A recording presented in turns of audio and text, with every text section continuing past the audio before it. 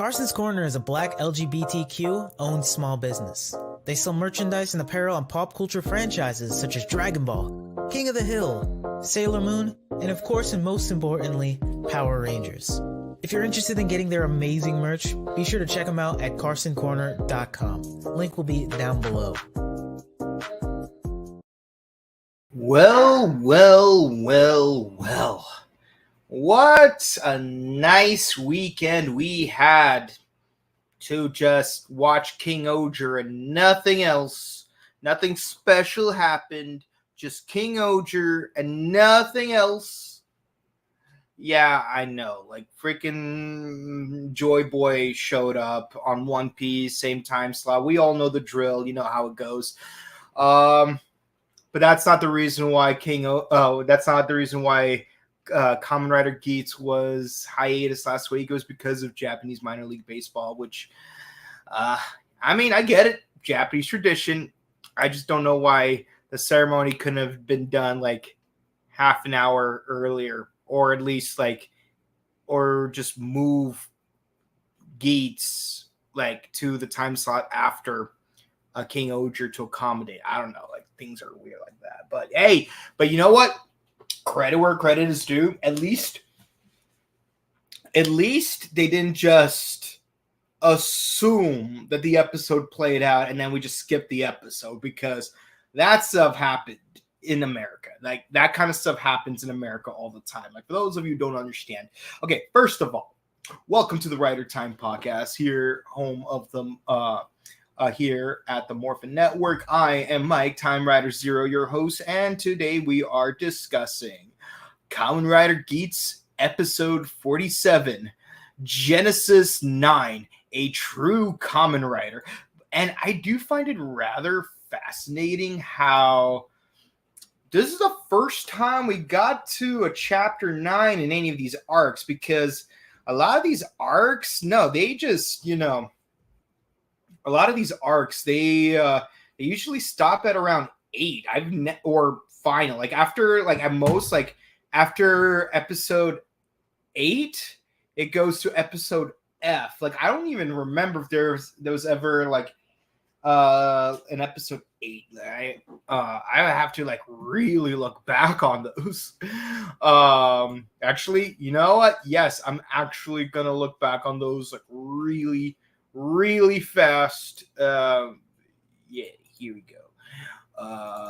Let's go. Let's go. 1, 2, 3, 4, 5, 6, 7. Final. 1, 2, 3, 4, 5, 6. Intermittent round. 1, 2, 3, 4, 5, 6. Timeout. Special. 1, 2, 3, 4, 5, 6, 7. Final. Ooh, cut it close that time with the lamentation arc. 1, 2, 3, 4, 5. Final. Wow, that was the second shortest one. And with Genesis, yeah, this is the longest arc. And given the title of the next episode, yeah, this will be the final arc. I'm surprised that they're actually gonna follow through all the way on this one, because knowing the pattern of the show thus far, I honestly thought that the penultimate episode would be a final, and then you would have just one episode arc in the very end, because Kamen Rider really loves to have a last episode that has nothing to do with the main story. They finished the main story, and in the penultimate episode they did this. I mean, Revice, they pretty much finished the story in episode 46. There's no point to episodes 47 through 50. Yes, I will stand by that to my grave. Kamen Rider Saber, they had episode 48 was an epilogue episode. They did not they finished the main story in episode 47. 01 was an interesting case where it's they ended it on a cliffhanger because of 2020. So that's the rare exception. Geo finished normally. Build. I'm trying to remember because like Build ended in a very strange way, and I'm trying to remember how far into the last episode they ended the story arc, but like it was really short. It was like they were just like, it's like they were just like sweeping what little was left under a rug or something. Exade, definitely. No, actually, no. Exade was a normal finale. It was just a really short season. It was only like 45 episodes. Let's see. Ghost had an epilogue episode. Drive had 2 epilogue episodes. Gaim had 1. Wizard had 2, and they featured Decade. I don't know why this is a thing. But, you know, like, Decade is Decade. Let's see. Going further back, what's it called? Forze was fine. O's was fine. W had an epilogue episode. Decade had a cliffhanger. I don't know why Decade. I don't want to talk about Decade though. Like my very first Hitler rant meme video that I've ever seen. Like I know some people have seen the one where Hitler reacts to the live-action Dragon Ball Evolution trailer. Hitler reacts to his Xbox 360 having a red ring of death. My first Hitler rant video from the movie Downfall was Hitler reacts to the finale of Kamen Rider Decade. And that was actually how I was introduced to the movie Downfall, which, by the way, is a fantastic film. You should definitely check it out. But the point is, that was a pretty bad one. Kivo was fine. Deno was good. Kabuto was good. Hibiki, it had an epilogue episode, so not a fan. And the weird thing is, they don't even show the ending of the fight from the penultimate episode. They're like doing the ceremony. Hibiki took Ibuki's place in the ceremony, and like we don't see how it ended. We just had go straight to a time skip that made no sense. Blade was fine. Fives was fine. Ryuki was weird, but still fine. Let's see. Yeah. Agito is actually interesting because it ended well, but it also had a potential cliffhanger. But I'm still mad about Kuga though. Like that, like they, like the final fight scene in the penultimate episode lasted only like 2 minutes, and then we have a 1-year time skip in the final episode. So yeah, like, but so Geats, good on you for like actually like being one of the seasons that actually makes the final episode. Hopefully an actual final episode, since episode 49 is gonna be Genesis F. It would be weird if it won't be. But yeah, so here we are. Baraba's gone. What do you guys think about Baraba disappearing? And what do you guys think about Kekara finally having an episode? And did you find Kekara's fight against Keiwa to be satisfactory? Because I feel like it had a lot of good moments, but it ended too quickly. In a sense, like the very last bit of it felt way too quick. That the entire first half of the fight was good. Like it was really good. Once they went outdoors, that's when like I kind of lost it. That's my opinion. That's how I feel. But let's get right into it, shall we? So. Stuff is out of order, and some of the picks are missing. Yay. Okay. So it's Kekara's turn to do an endgame wish, and his endgame wish is for a world where Keiwa is the only Kamen Rider. That is really bad because it's like, if you wish for a world with no Kamen Riders, no one could stop the endgame. But hubris, I guess. Like, did you honestly think that Keiwa won't rise up to the challenge? Honestly, I think they could have fixed the dialogue at the end of the episode to improve this one thing at the beginning of the episode. But what's really weird is, like, because of his one wish to make Keiwa the only rider, Neon turned into a cat doll, and Punk Jack turned into a pumpkin, and Buffa turned into a bull plushie. All really adorable. But here's the part I don't get.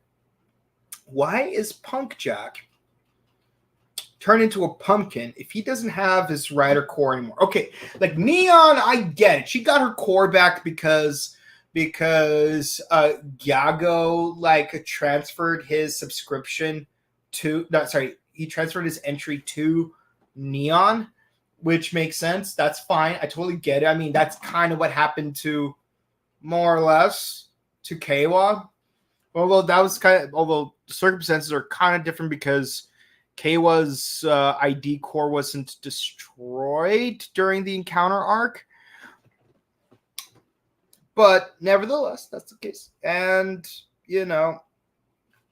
but Punk Jack, it's like he does not have his ID core back. Unless something happened in the movie that we don't know about in the show.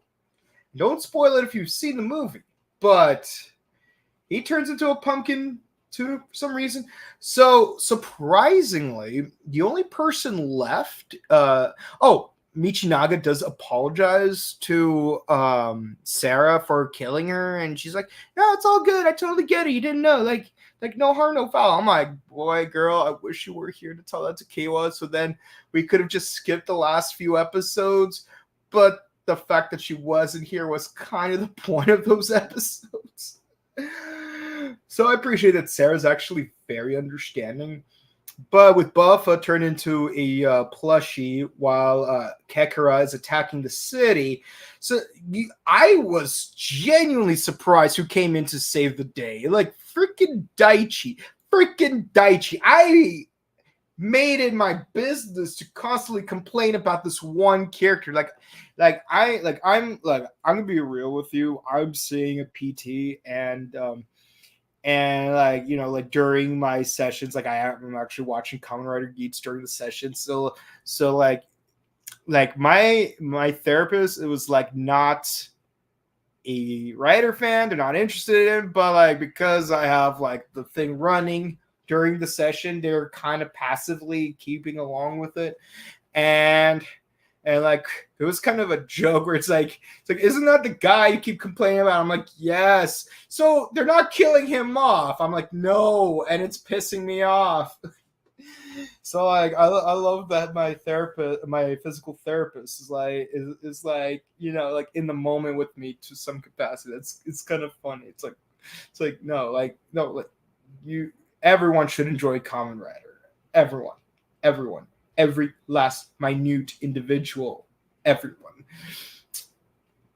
So, Daichi, I can't get over the fact that Daichi had a baby face turn, and it strangely still feels out of place. Like I know, like he helped everyone out. They brought the tree back. Like they used that blue serum to excavate Sarah from the tree. Did they even excavate the other people for that matter? I'm curious about that. And I don't know. I just don't feel comfortable with Daichi being a good guy because like he has such a bad track record that I'm half expecting him to betray everyone for the nth time. And if anyone, especially Keiwa, was surprised by it, if he ever does that, I'm gonna be so livid because it's like you guys seen him do it multiple times at one point in the same arc,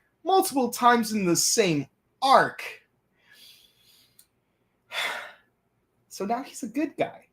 He's a Jamoto, but he's a good guy. I don't know how my brain can process that. Like Michinaga being a Jamoto and being a good guy, that I can understand. Like, although apparently he's not a Jamoto anymore because we've never seen him use his Jamar powers again, except for the one time. But yeah, like but like Daichi, that's just weird. But yeah, he goes into his Jimoto form. He fights Kekara, and then they pretty much get captured. Yay! Oh, and also Ace is not turned into a fox statue because he's turning into a different kind of statue. So yeah, that's a thing. But hey, callback to the intro. Yeah, awesome. Yeah, he's being petrified. Every wish he grants, he gets petrified even more. So it's like, I feel like this is a thing that should last for a couple of episodes, but for obvious reasons, it won't. So it's like, why'd you help me out? Because I want to protect your sister now. Yeah, but why? Because you guys are really cute. Okay, I don't know how that's relevant. Why? Because I thought if I had a boring life like you guys, maybe I could find happiness in that. So you dare call us boring? Really? Also, that seems like such a cop out of a motivation. It's like going from wanting all of the world's intelligence to I want a simple life. That might make me happy. Will it though? Will it? Will it? I don't believe you. Also, what happened to Dupont? Because I haven't seen him get eliminated on screen. Maybe he was in the movie, but that was not established in the TV show. For all I know, he's still out and about. What's he doing right now? Like, what happened to Dupont? What's he doing? Because, like, that's kind of an unresolved thing that I still want to see settled. But, yeah, and it's like, they kind of make amends, which, again, is really weird for me because it's freaking Daichi. It's like having Racules try to give everyone a foot massage. Like let that picture sink in. Racules, King Jercules, King Rectules, giving a foot massage to all of the other characters, including Bowler Hat Guy, the orphans, everyone. I'm like, no, I do not buy this. This is way too weird for me. But you know, we got the end game. We got the end game. So what is the end game? We get 3 people chained up, and it's being broadcast. And true to Squid Game fashion, he has to single-handedly rescue them from a group of Jimotos that are about to ravage them. So it's kind of like Squid Game on a train to Busan.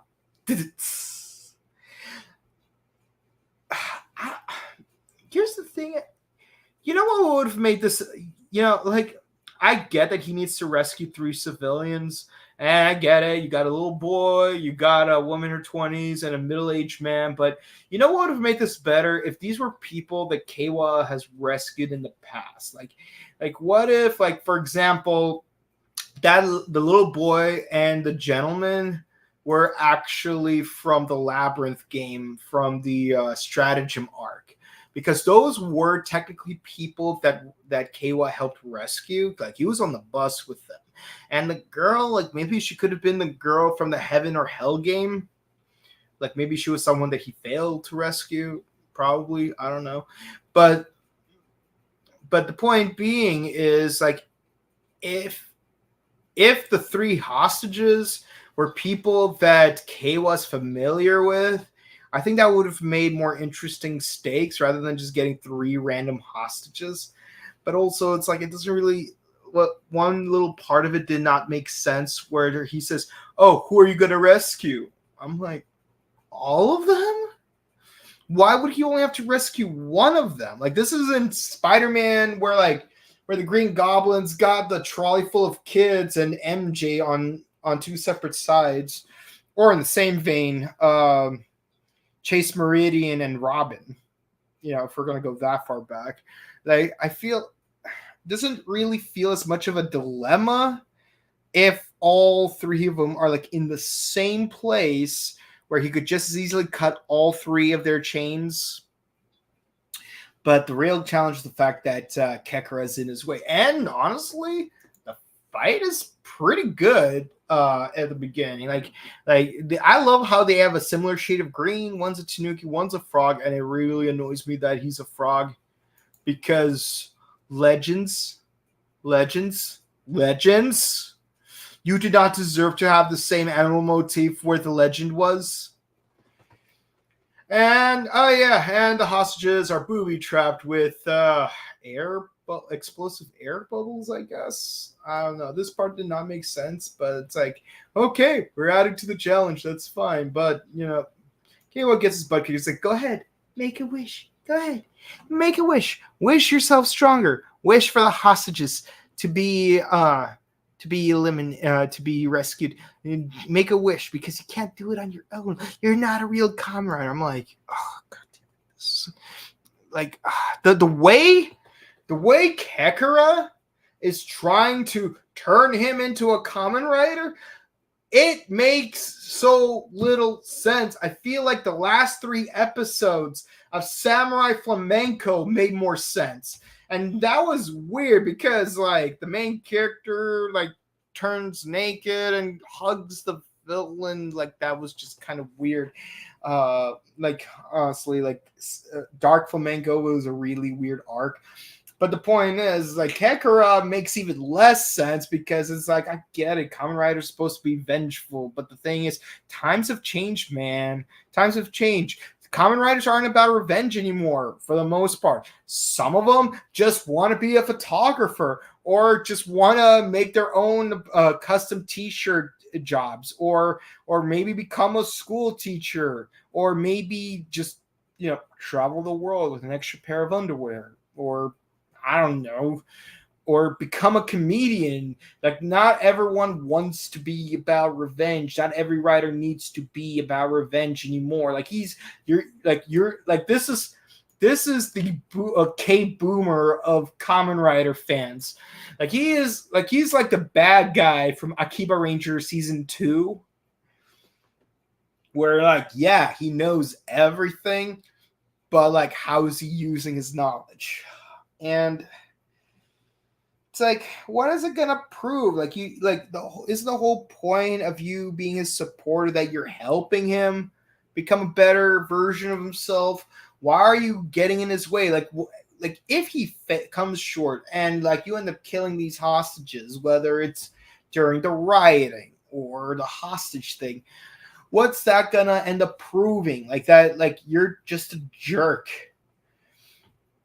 It's like, God, I'm trying to remember.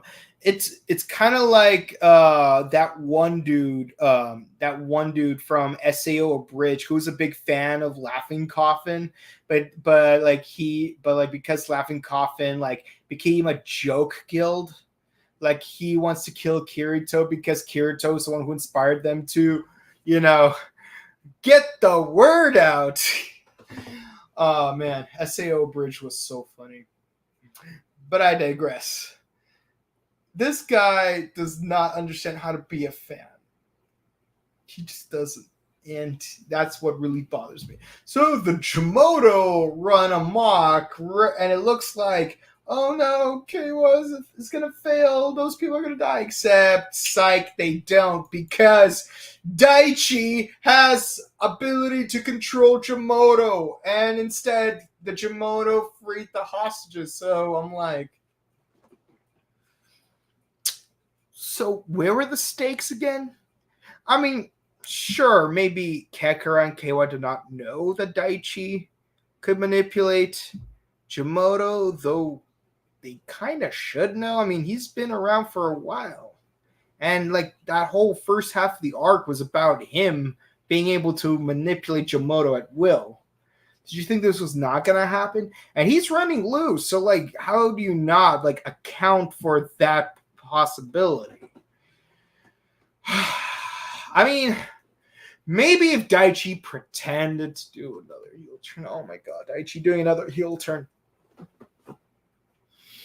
If Daichi pretended to do another heel turn, only for him to be a double agent working with Keiwa, and he's like, I was gonna, did you think I was gonna be your ally? No, I only freed Sarah so you get off my back. And then 5 minutes later, it's like, yeah, remember when I said I was on your guys' side and I called Keiwa an idiot for trusting me? Yeah, turns out the real idiot was you.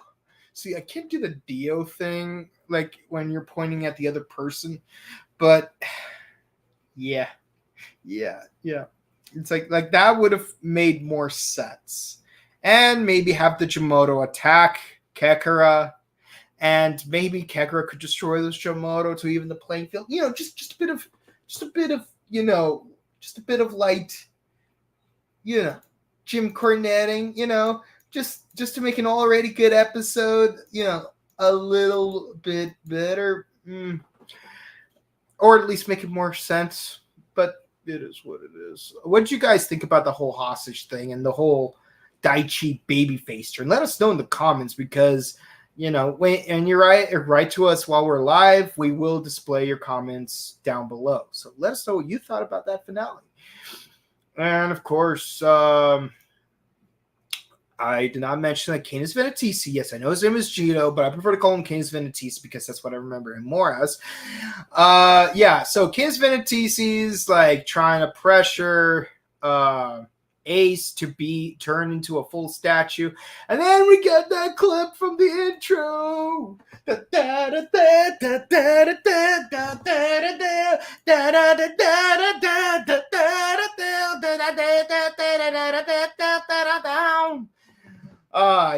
he turns black again. Which I mean, he's no longer, white. Like he is here. This is white. And this is black. Yeah, just so that we're clear what I meant by that.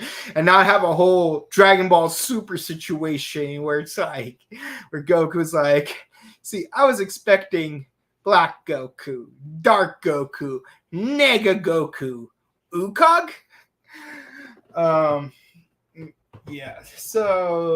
With him freed and them taking the fight outside, we finally get the red-eyed version of Bujin's sword, because we've always wanted to see the red version. This is the real version. I'm like, it doesn't really matter at this point.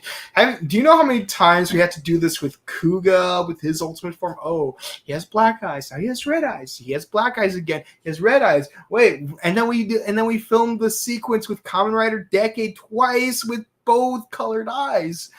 What's even going on here? And then he has Rising Ultimate with black eyes, and then Rising Ultimate with red eyes. Okay, guys, I get it. Black eyes bad, red eyes good, but that's not the case when you have Kamen Rider Ryuki, because both Ryuki and Ryuga have red eyes. This is just silly at this point. Like, say, oh, this is the true version. So, I mean, if it is the true version, then doesn't that mean that Neon got her final form before Keiwa did? Because when Daiji had his true Winged Guardian form in Kamen Rider Revice, that was episode 44. This was before what's her name? This was before John gets her King Cobra form. Also, King Cobra form. Like that gives me Shepsud vibes, because she's a woman and a pharaoh. She had a fake beard. I would say Slay Queen, but she's a king. Just saying. There's your bit of Egyptian history right there. Man, I feel bad for her though. Like she was lit. Like she's all about like infrastructure as opposed to military expansion. I digress. Here we go. So, yeah. So, we get the true Bujin sword form. And, this fight was very short-lived. Like, didn't even last 30 seconds. It was very quick, and Kekara just fades out. And the thing, and of course, Keiwa does say, you know what? I should be grateful for you. You turned me into a Kamen Rider, and because of that, I can protect people for real now. Kekara just, laughed maniacally, called him an idiot, disappeared, and I'm like, I wish, there was a little bit more sentimental thing. Like I wish Kecker was like, I knew you could do it. I was hoping you'd be able to prove yourself as a Kamen Rider, and you finally did. Like his whole heel turn was to help Keiwa, and like he pretended to be a villain all the way through. Like they could have went that route, but no, clumsy finish. They made it even clumsier than Barrowbuff. Heck, at least with Barrowbuff, she's like, we're gonna share a grave together, and that kind of makes sense because she and Buffa did have a thing. Okay, they had a thing going. They're kindred spirits. He's a bull. No, he's a buffalo. She's a minotaur. It is what it is. They locked horns, and Buffa came out on top. Everyone turned back to normal, but there's still one. And everyone saw on a live broadcast, "Go Keiwa! Keiwa, you're so awesome!" Everyone's cheering for Keiwa. And of course, while Geats is fighting Canis Venetisi's true form, god dang. Okay, so his driver's called the Zillion Driver, which seems really silly, but yeah. I need to look up like the name of his rider form. Oh my god, I accidentally went to the villains wiki. Okay. Regad, like I know it's a regard, but you know how subs and dubs are, like you say, like sometimes the R's are kind of silent-ish. Regard, regado. I don't know why he's called regard. Like you got glare, gazer, and then you got regard. I'm not feeling like the naming convention, but yes, it is a repaint of Kamen Rider Glare with some touch-ups, some changes. I noticed that there's like a little bit of Lone Wolf from Kamen Rider 01 on his chest. Color scheme looks pretty nice. Let us know what you think about his suit. And yeah, I'm just not feeling the whole like name convention. But he does have a new driver, so Bandai Premium, do your thing. Hey,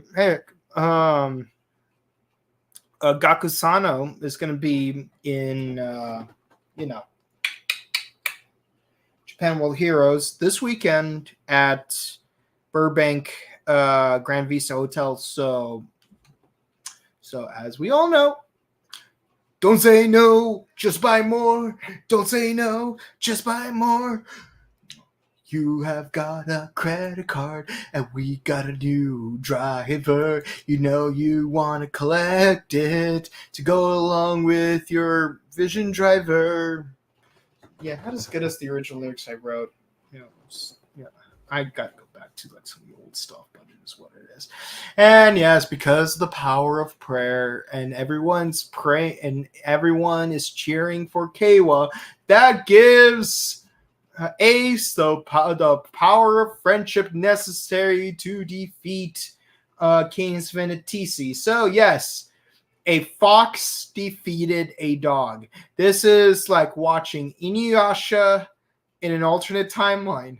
Yes, because Shomaru is a fox, Inuyasha is a dog. Usually Inuyasha beats Shomaru. Here, Shomaru beats Inuyasha. So yeah, I never thought I'd see that happen, and yet here it is. No, it's a Shomaru. There, I did my Jockin impression because like I know all of you wanted to see me do a Jockin impression because like we have a frog character in this episode. And of course, it is revealed that Canis Venetisi is just a clone of Swear. I'm not really sure how his name is supposed to be pronounced, so I'm just going to call him Swear because you got to swear to him. Swear to me. Okay, I'm done. I promise I'm done. But the point is, Swear makes the final end game, and he makes Black Tsumuri. Yes, I did not mention this episode, but yes, there's a Black Tsumuri. I know, like, she showed up in the previous episode, and I did have a screenshot of it. Actually, you know what? I could just Google Drive. I'm gonna use the Google Drive. Okay, download. Yeah, just save and then upload and then yeah, just so that you guys see her face. There you go, Black Tsurumi. In case you haven't caught her in the previous episode 2 weeks ago, Black Tsurumi is a thing. She takes the spark of Baraba and Kekra to make their ideal worlds and whatnot, and that's pretty much all there is to it. Does she have the power creation? It is not 100% certain, but it is hinted that she may very well be. Insert Waz reference, because white Waz, black Waz. By the way, I love the fact that the actor who played Waz plays Ching in Full Metal Alchemist live action, because that is perfect casting. He looks exactly like the character. It's not even funny. Okay. So, hold on, give me a second. 1, 2, 3, 4, 5, 6, 7, 8. Okay, so yeah, that's pretty much it. And of course, we do see Swearu's final form, which has like the visor like open up to create an eyeball. Did I delete that? Hold on. Let me just make sure that I show it to you guys just in case, because I'm not 100% sure I showed it to you guys. So here we go again. Save. Yeah, so his visor opens up, revealing a giant eyeball, and the entire area is encapsulated with a red mist, because the end game is nigh, and obviously we're going to spend the last 2 episodes just dealing with that. And it occurred to me, even if episode 49 will be Genesis F, just occurred to me, they might still pull off the whole Kamen Rider Saber thing, where it's like, they're going to finish this in an episode, and they're going to have an epilogue. I just realized Dragon Knight did that too! No! And Dragon Knight was so good. And the crazy part is, I even remember this. That was literally one of the 2 things I complained about that series. So why am I acting all surprised and twisted up about it? I guess because it's just such a focal thing about the epilogue thing. I really hope that won't be the case. I really hope we get a nice cliffhanger in episode 48, and then we actually resolve it all the way through in episode 49, and not just the first 5 minutes, but really resolve it. No time skips. Just properly end the season. Maybe get a Gotchard cameo, but mainly end the season properly. Proper pacing. Toei, don't let me down. Toei. You got 5 days. Don't let me down. I know you already finished filming and editing and stuff, but don't let me down. And that's it for the episode. What'd you guys think about it? Did you like it? Did you hate it? How do you think the last 2 episodes are going to play out? And honestly, for me, I give this episode a 10 out of 9.8 out of 10. It was satisfying, but things could have been improved upon. That's all I have to say about it.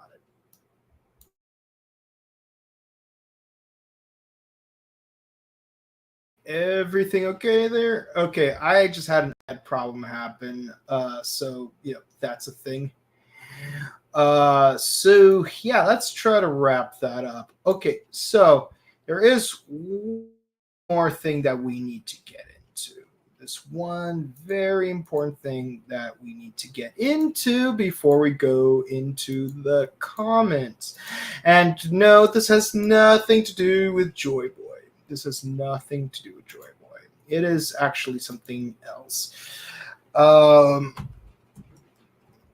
maybe I should go into the comments first and do that first. What the heck?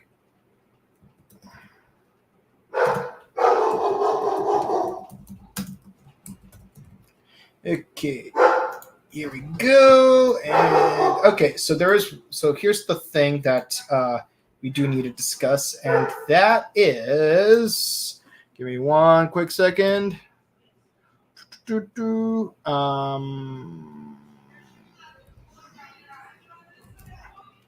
we go. It is Kamen Rider Gotcha press reaction. Okay, so the press conference happened on Thursday in Japanese time zone. And yeah, like we could have talked about it when we were doing King Oger, but I figured why not wait till Kamen Rider Geats. So yes, I took some screenshots from the press trailer. So here we go. So some stuff that were not in the original trailer that we reacted to prior is let me just remove that. Okay, so we finally have our main actors. We have the lead character, who's a transfer student at a school for alchemists. Actually, here is a shot from the alchemy school. And from the looks of it, it looks like a normal school, but with a basement with the real alchemy stuff. But basically, they're trying to train the greatest the students with the greatest alchemic potential. And we have the female lead, who is basically the main character's classmate, and clearly she's more experienced. It is shown in the trailer that they use these rings to perform alchemic transmutation, which, I'm not gonna lie though, gives me Kamen Rider Wizard vibes because of the whole, Machi Kumachi de Machi the Showtime. Personally, I like Agents of Fortune, Blue Oyster Cult, but it is what it is. Okay, actually, I wonder if Kamen Rider Wizard Pose was a reference to Blue Oyster Cult. It'd be an interesting thing to find out 10 years after the season aired. Oh, dang, Wizard aired 10 years ago. Where does the time fly? But yeah, so they have a laboratory with a bunch of alchemic equipment. And so there are these creatures called chemis, which we do see Hopper 1, which is the main card that we see throughout the series. And yeah, in its natural state, it looks like a doll. Well, clearly it's a plastic toy that, you're going to buy with Bandai Premium with LED lights and sounds and whatnot. And, I'm guessing it's going to have like a whole Momotaro type. Well, not Momotaro. What's a better... Poppy Pipapopo, whatever her name is. I think that's kind of like the kind of relationship they're kind of going with.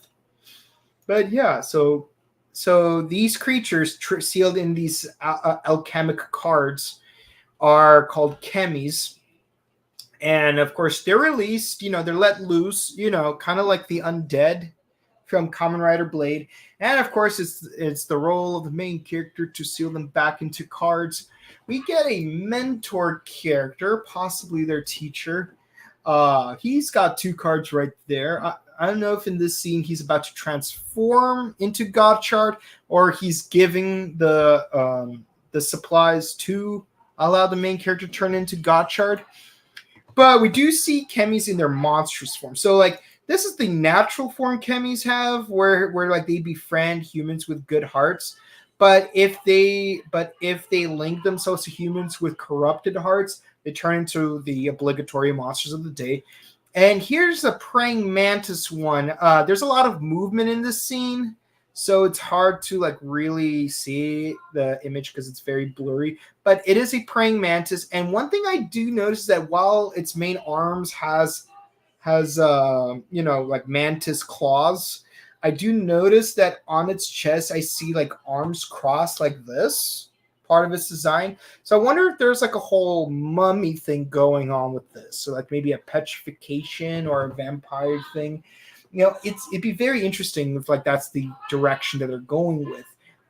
Because this is the only monster we see so far, it's really hard to tell if the whole like crossed arm thing is gonna be part of like a recurring design. But that is something I do want to look out for because even like when I was watching the trailer, that immediately caught my eye. So I wanted to like really emphasize that. And of course, whenever he defeats an evil Kemi, he traps it, but seals it back inside its card. So right here we have Kamantis number 9. And by the way, it is actually it is also revealed that the 100 of the 101 cards, I don't know about the last one, are actually split into 10 categories, each having 10 of their own cards. And you have to mix and match different categories to get, various rider forms. So there's like an insect one, a animal one, which for some reason is separate from insect. I don't understand why. There's a vehicle one, which includes Steamliner, the one that, which is one of the 2 used for Gotchard's default form. There are plant ones, which I know one of them is like a chili pepper. That one I do find very interesting because anyone that knows me knows I love capsicum and I love capsaicin. So if I start collecting these cards, I definitely want that chili pepper card. And there's also occupation ones where it's like, oh, we've got a ninja, a samurai, a firefighter, stuff like that. So yeah, that's pretty interesting. So you got 10 categories, each with 10 cards. You got to mix and match different categories to get all the forms. And it makes me wonder, so like, will Gotchard have like 50 forms? That's what I'm really curious about. And this actually goes back to what I was saying about the card designs, because the cards do use negative spacing to create the helmet design of the respective forms. So I do wonder, like, will they have like 50 helmet designs for Gotchard? And what would happen if you match 2 cards that don't have the matching backside? I'm curious about that. That is something I'm really curious about. Okay, so the villains. They're the 3 faiths. They reveal their names, and they reveal their names.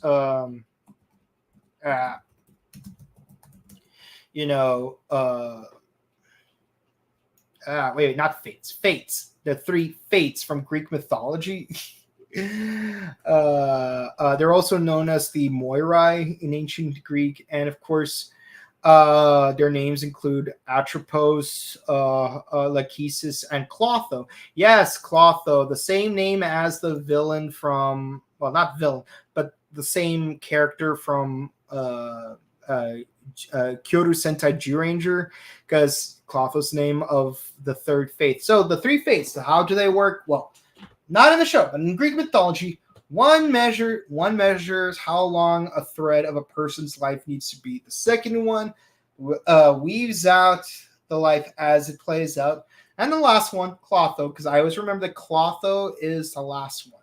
It's the one with the scissors who cuts the thread when it's a person's time to die. I do find it interesting that the villains are the 3 fates, and even more interesting is that one of them is played by a little girl. So, I mean, I'm pretty sure the trailer maybe says their names, and I would not know their names because they're in their names the subtitles are in Japanese. But I would find it interesting if the little girl is Clotho, while the other 2 are Atropos and the other one that's hard to pronounce. So, and I'm interested like how this plays out. And I wonder, like, will they only focus on Greek alchemy, or like would they focus on alchemy of like different cultures? Because that would be really interesting if they didn't just focus on Greek alchemy, but also on alchemy from like other cultures, like Nicholas Flamel, or like I know that there's like African alchemists, there's There's Maori alchemists. Heck, even in Chinese history there were alchemists. Like even in Journey to the West, Lao Tzu had an elixir that gave Sun Wukong immortality. So like I would be interested to see if like they delve into the alchemic practices and histories of like different cultures. I mean, obviously 3 villains are Greek, but I hope that they don't solely focus on Greek. But if they do, I hope that we get like a nice callback to Kamen Rider X, because the first wave of villains from the Government of Darkness were based on like Greek characters, like Greek mythology. So and of course we get the reveal for Valvared, who is still not 100% clear that he is the second rider or just an arch nemesis. But the main character does say that he wants to be friends with all the chemis. So where does that sound familiar? Okay, I did my thing. Okay. And yeah, so like this guy gives me Kamen Rider Spectre vibes. I don't know. I am curious and interested in the season, but it does feel like it takes things derivative of Kamen Rider's Wizard, Revice, and Ghost, and maybe 1 or 2 other a series from like from the first half of Heisei era. But the rooftop where they filmed the transformation sequence and fight against the praying mantis dude, I swear that's the same rooftop where Revy and Vice fought against the grasshopper what's it called, Vice Stamp dude. Man, such a bad impression on me. I forgot what the bad guys are called. I know in the end they're called Giffords. That's all I remember. Okay. That's pretty much it for the press reaction. Let us know what you guys thought about the episode and the press reaction. So here we go. Triple O to Z says, finally, good riddance to Kakarot. I know, right? Like he's just such an irritating character, and it's not really, his story did not play out smoothly. That's basically the gist of it. Weird how Punk Jack turns into a pumpkin even though he isn't a writer anymore. Yeah, I am confused by the same thing, because it's like at least Nago made sense. Like why? Like, is there something that the movie did not tell us? Well, is there something the TV show did not tell us about the movie? 10 out of 10. Good on you. I'm glad you enjoyed the episode. Can't wait for next episode. I know, right? Like, I hate that we had to wait 2 weeks for this episode. I'm going to be honest.